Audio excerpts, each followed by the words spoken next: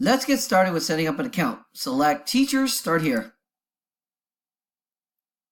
You'll receive several options in setting up your account. You can continue with Google, Facebook, or with an email. For the sake of this demonstration, I will be using Google. If you have multiple emails linked to your computer, make sure you click the toggle button and select the correct email you wish to create your account with. Again, I will be using my district Google account.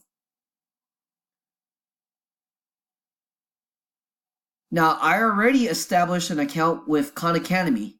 Therefore, I will not have the same message you should have when you first create one. There should be a welcoming message to Khan Academy and a quick 4-minute tour that will help you navigate through your dashboard.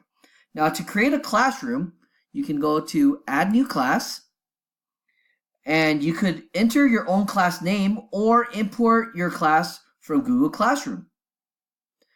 After establishing a class, you want to add your students onto your class. So I'm going to click my roster, add new students, and you have 3 options in adding your students to your class. You may invite your students through your Google Classroom. This is the fastest, easiest way to invite your students. Or you can share a link.